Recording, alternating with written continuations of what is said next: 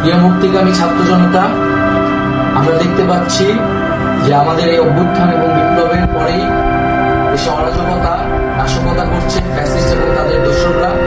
আমরা দেখতে পাচ্ছি যে বিভিন্ন জায়গায় এখন গোলাগুলি চলছে, মন্দিরে হামলা হচ্ছে এবং নাশকতা লুটপাট করছে। আমরা মনে করি আমাদের যে ছাত্রনাগরিকদের অভ্যুত্থান তাকে নস্যাৎ করার জন্য পরিকল্পিতভাবে এই ধরনের ঘটনা হচ্ছে। আমরা মুক্তিকামী ছাত্র জনতাকে সজাগ এবং সতর্ক থাকতে আহ্বান জানাচ্ছি এবং আমাদের যে অন্তর্বর্তীকালীন সরকার, আমরা সেই সরকারের উপস্থাপনা 24 ঘন্টার সময় নিয়েছিলাম। জরুরি পরিস্থিতি মোতাবেক আমরা এখনই তার একটি রূপরেখা ঘোষণা করছি। আমরা সিদ্ধান্ত নিয়েছি যে সর্বজন গ্রহণযোগ্য, আন্তর্জাতিক খ্যাতিসম্পন্ন, নোবেল পুরস্কার বিজয়ী ডক্টর মোহাম্মদ ইউনূসকে প্রধান উপদেষ্টা করে অন্তর্বর্তীকালীন সরকার গঠন করা হবে এবং ডক্টর মোহাম্মদ ইউনূসের সাথেও আমাদের কথা হয়েছে। তিনি ছাত্র জনতার আহ্বানে বাংলাদেশকে রক্ষা করতে এই গুরু দায়িত্ব নিতে সম্মত হয়েছে। আমরা সকালের মধ্যেই আমরা এই সরকার গঠনের প্রক্রিয়া দেখতে চাই।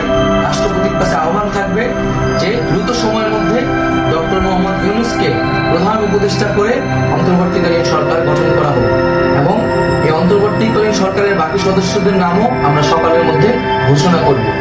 প্রিয় বন্ধুগণ, দেশে যে অরাজকতা চলছে, মানুষের জীবনের নিরাপত্তাহীনতা চলছে, সেজন্য আমরা রাষ্ট্রপতির কাছে আহ্বান জানাচ্ছি দেশে আইন শৃঙ্খলা পরিবেশ ফিরিয়ে আনার জন্য দ্রুত সময়ের মধ্যে কার্যকর ব্যবস্থা নিতে হবে এবং আইন শৃঙ্খলা বাহিনীকে সহযোগিতা করার জন্য মুক্তিকামী ছাত্র জনতাও রাজপথে থাকবে এবং অন্তর্বর্তীকালীন সরকার গঠন না হওয়া পর্যন্ত মুক্তিকামী ছাত্র জনতাকে রাজপথে থেকে তাদের যে অভ্যুত্থান, সেই অভ্যুত্থানকে রক্ষা করতে হবে। প্রিয় বন্ধুগণ, আমরা রক্ত দিয়েছি, শহীদ হয়েছি। আমাদের যে প্রতিশ্রুতি একটি নতুন বাংলাদেশ গঠন করার জন্য, সেটিকে আমাদের অবশ্যই বাস্তবায়ন করতে হবে এবং অবশ্যই ছাত্র জনতার প্রস্তাবিত সরকার বাদে কোনো ধরনের সরকার কিন্তু মেনে নেওয়া হবে না। আমরা বলেছি কোনো ধরনের সেনাশাসিত সরকার অথবা সেনা সমর্থিত সরকার অথবা এই ফ্যাসিস্টদের দোসরদের কোনো বিটিম সরকার কিন্তু আমরা মেনে নিব না। কোনো গণবিরোধী সরকারকে মেনে নেওয়া হবে না।